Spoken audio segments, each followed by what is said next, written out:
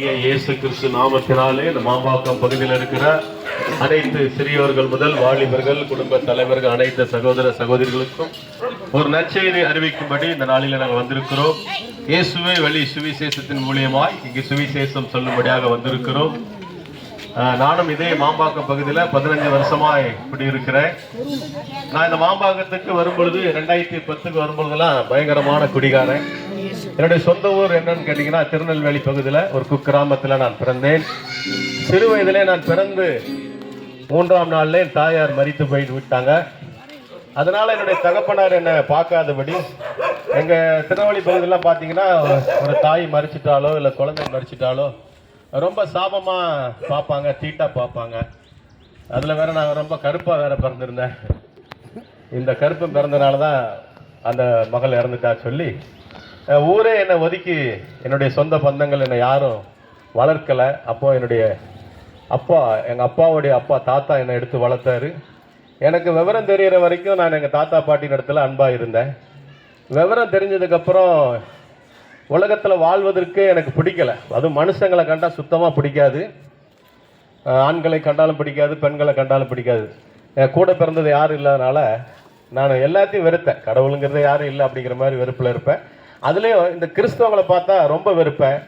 இந்த மாதிரி அலுவலியாக பாட்டு பாடிட்டு வந்தாங்கன்னா கெட்ட கெட்ட வார்த்தையே பேசுவேன். திருநெல்வேலி பாஷையில் அசிங்கசியமாக பேசி, யாரடா ஊரை விட்டு ஊர் வந்து மதத்தை உருவாக்குறீங்களா, மதத்தை பரப்புறீங்களா அப்படி சொல்லி செருப்பு களத்தில் அடிக்க போயிருக்கிறேன். இப்படி கேவலமாக பேசியிருக்கிறேன். இந்த இயேசு எப்படிப்பட்டவர் என்பதை இந்த இடத்துல நான் சொல்ல வந்திருக்கிறேன். எனக்கு இயேசுவை சுத்தமாக பிடிக்காதுங்க. நான் ஒரு 13-14 வயசுலேருந்து குடிக்கு அடிமையாகி, எனக்கு மது, புகையிலை, இப்படி பலவிதமான போதையில் எதிராக போதையாக இருக்குதோ அதுதான் நான் அதிகமாக அனுபவிப்பேன். இப்படி அனுபவித்து கொண்டிருக்கும் பொழுது நான் சென்னை பட்டணத்துக்கு வர வேண்டிய ஒரு சூழ்நிலை வந்தது. என்னுடைய சொந்தக்காரர் ஒருத்தர், எங்கள் ஏரியாவில் பார்த்தீங்கன்னா மேக்சிமம் நாங்கள் வியாபாரம் பண்ணுவோம். இந்த காயலாங்கடை, மளிகை கடை, இந்த மாதிரி வியாபாரத்துக்கு தான் அதிகமாக வருவோம். அப்படி என்னுடைய நெருங்கிய நண்பர், சொந்தக்காரர் ஒருத்தருடைய இடத்துக்கு வந்திருந்தோம். இந்த போரூர் என்கிற குன்றத்தூர் பகுதியில் காயலாங்கடையில் வியாபாரம் பண்ணிக்கிட்டு இருக்கும் பொழுது இவங்க எங்கள் மனைவி, இவங்க வாமா இப்படி கொஞ்சம் கவனிங்க, இங்கே இருக்கிறவங்க என்னுடைய சாட்சி கேட்டால் உங்களுக்கு பிரயோஜனமாக இருக்கும். ஒரு 10 நிமிஷம்தான் இந்த ஒளிபெருக்கும் மூலியமாக கேட்குற உங்கள் அனைவர் இருதயத்திலும் ஆண்டவர் கண்டிப்பாக விடுதலை கொடுப்பார் என்கிற நம்பிக்கையோடு கூட இந்த சாட்சி சொல்கிறேன். இவங்களுக்கு சொந்த ஊர் ஈரோடு. இவங்களை லவ் மேரேஜ் பண்ணிக்கிட்டேன். இவங்களுக்கும் அம்மா அப்பா கிடையாது. இந்த மதுபானத்தினால இவங்க என்கிட்ட படாத பாடுபட்டிருக்கிறாங்க. ஒரு நாளைக்கு குறைஞ்சது 3-4 சமையல் பண்ணுவாங்க. நல்லா இல்லைன்னு அடிப்பேன். என்னை எதிர்த்து பேசுனா, கொஞ்சம் மரியாதையெல்லாம் பேசுனா டெய்லி அவங்க முகத்தில் ரத்தம் இல்லாத நாள் இருக்காது. இப்படிலாம் அந்த மதுபானம் ரொம்ப கேவலமாக கொண்டு போனது. எங்கள் வாழ்க்கையில் ஒரு நிம்மதி இல்லாமல் இருந்துச்சு. அப்போது இயேசுவை பற்றி சொல்லும் போதெல்லாம் நாங்கள் ஏற்றுக்கவே மாட்டோம். ஒரு கம்பெனியில் அப்போது அந்த காயலாங்கடை வச்சுருக்கும் போது இவ்வளோ திருமணம் பண்ணனால அங்கேருந்து நாங்கள் அங்கேருந்து திரும்பி வர வேண்டிய சூழ்நிலை இருந்தது. இந்த பக்கம் சோழிங்கநல்லூரில் ஒரு இடத்துல ஒரு நண்பர் மூலிமா வேலை கிடச்சிது. அங்கே பர்வீன் டிராவல்ஸ்ன்னு சொல்லிட்டு ஒரு பஸ்ஸு கம்பெனியில் எனக்கு ஒரு வேலை கிடச்சிது. அங்கே வேலை செஞ்சுக்கிட்டு இருக்கும்போது இந்த மாதிரி சுவிசேஷம் சொல்லுவாங்க. அப்போ எல்லாத்தையும் துரத்துவேன், அசிங்கமாக பேசுவேன். அப்போ அங்கே வேலை செய்கிற நண்பர்களோடு சேர்ந்து மறுபடியும் தண்ணி அடிக்க ஆரம்பித்தேன். தண்ணி அடிக்க ஆரம்பிக்கும் போது அந்த கம்பெனியில் இருந்த நிறைய பொருட்களை எடுத்து அந்த நண்பர்கள் குடித்ததுனால அதில் நானும் ஒரு ஆளாக மாட்டிக்கிட்டேன். அதனால் எங்களை என்கொயரி பண்ணி ஒரு 3 வாரமாக எங்களை போட்டு ஒரு குடோனில் போட்டு அடித்து எங்களை ரொம்ப சித்திரவதை பண்ணாங்க. அப்போ எனக்கு வேலை போச்சு. எங்கள் மனைவி நாவலூர் பகுதியில் ஒரு வேலை செஞ்சுட்டு இருந்தாங்க. அந்த வேலையும் போச்சு. அந்த இடத்துக்கார ஹவுஸ் ஓனரமாக நீங்கள் காலி பண்ணிடுங்க அப்படின்னு சொல்லி எங்களை நடுத்தூரில் விட்டுட்டாங்க.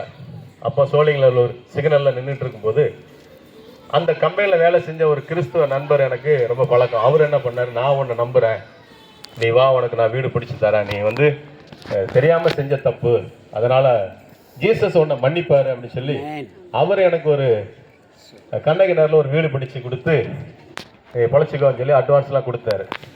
அப்போ தான் எனக்கு தெரிஞ்சது, இந்த இயேசுவை வணங்குறவங்களுக்கு இவ்வளோ அன்பு இருக்குன்னா இந்த இயேசுக்கு எவ்வளோ அன்பு இருக்குன்னு சொல்லி இந்த இயேசுவை தேட வந்தேன். சின்னமலை பகுதியில் 2006 ஒரு நண்பர் மூலியமா நான் என் மனைவியும் ஞானஸ்தானம் எடுத்தோம். மறுபடியும் கொஞ்சம் போதையில் இருந்தேன். அப்புறம் 2010 எனக்கு இங்கே பட்டர்ஃப்ளை கம்பெனி மூலிமா இந்த மாம்பாக்கத்தில் இந்த செல்வனாட்சி குடோன் இருக்குது, அங்கே எனக்கு வேலை கிடைக்கும்படி ஆண்டவர் செய்தார். மறுபடியும் எனக்கு போதையில் பணம் அதிகமாக வந்துச்சு, போதையில் அடிமையாக இருந்தேன். இந்த எங்கள் கிறிஸ்து விடுதலை சபைன்னு இங்கே ஒரு சபை இருக்குது, அங்கே இருக்கிற பாஸ்டர் இறந்துட்டார், அவர் ஐசக்னு சொல்லி. அவர் என்னை ரொம்ப நேசிப்பார். ஐயா நீங்கள் நல்லா இருப்பீங்க, கண்டிப்பாக ஊழியக்காரமாக மாறுவீங்க அப்படி சொல்லி. நான் உண்மையில் இயேசுவை எப்படி பார்த்துக்கிட்டேன்னா, இயேசுவோடு கூட இருக்கிற நண்பர்கள் செய்த அன்பனால இயேசுவை தெரிஞ்சுக்கிட்டாங்க. அவர் மதத்தின் தெய்வம் அல்ல, அவர் அன்பான தெய்வம். எவ்வளோ அசிங்கமா பேசுறனோ அந்த தெய்வத்தை இன்னைக்கு நான் உலகமெங்கிலும் சொல்லிக்கிட்டு இருக்கிறேன். எங்களுக்கு வாழ்வு கொடுத்தவர் இயேசு. இன்னைக்கு நான் இந்த ஊருக்கு வந்து 15 வருஷம் ஆச்சு. இந்த 15 வருஷத்துல எனக்கு நிறைய நன்மைகளை இயேசு செய்திருக்கிறார். இந்த ஊருக்கு வரும்போது ஒரு அட்ரஸ் இல்லாம இருந்தோம், ஒரு ஆதார் கார்டு, ரேஷன் கார்டு எதுவுமே இல்லாம இருந்தோம். இந்த மாம்பக்கத்துல நிறைய நல்ல அன்புள்ள குடும்பங்களையும் நல்ல நண்பர்களையும் ஆண்டவர் கொடுத்தாரு. இங்க என் கூட குடிச்சிட்டு இருந்தவங்களாம் இன்னைக்கு என்னை பார்த்து ஆச்சரியப்படுறாங்க. என் வாழ்க்கையை மாத்திட்டாரு. பாருங்க, கிருஷ்ணா பஜாருக்கு ஆப்போசிட் தான் எங்க வீடு, தொரபாய் நாடுன்னு சொல்லி அவர் வீட்டுல தான் ஒரு 10 வருஷ காலமா இருக்கிறோம். அந்த குடும்பமும் அந்த வீட்டுக்காரங்களும் எங்களை ஒரு ஃபேமிலியில ஒரு மனுஷனா பார்த்து இப்படிலாம் இருந்தாரு, இப்படிலாம் மாறிட்டாரு இப்படி சொல்லி எங்க வாழ்க்கையை மாத்தினவர் இயேசு. எங்கள் ஆண்டவர் நடுத்தருவில் விடல. அவர் நல்ல தெய்வம், அன்பான தெய்வம். அவர் மனிதனை நேசிக்க வந்த தெய்வம். வருத்தப்பட்டு பாரம் சுமக்கிறவர்களுக்கு தேவன் அடைக்கலம் தருகிற இயேசு நல்லவர். அதனாலதான் இன்னைக்கு சில பேர் சொல்லுவாங்க, நீங்க வந்து மதத்தை பரப்ப வரீங்க, உங்களுக்கு வெளிநாட்டுல இருந்து பணம் வருது. அப்படிலாம் ஒண்ணும் கிடையாதுங்க.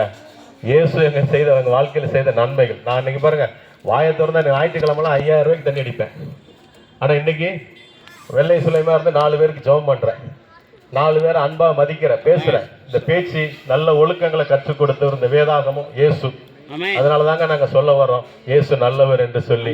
இந்த செய்தியை கேட்ட, இந்த சாட்சியை கேட்ட அனைவருக்கும் இயேசுவின் நாமத்தினாலே நாங்கள் ஜெபிக்க விரும்புகிறோம். உங்களுக்கு யாருக்காவது ஜெபம் பண்ணணும்னா, உங்க குடும்பத்துல ஏதாவது கஷ்டம்னா சொல்லுங்க, உங்களுக்காக நாங்கள் ஜெபிப்போம். இயேசு நல்லவர்.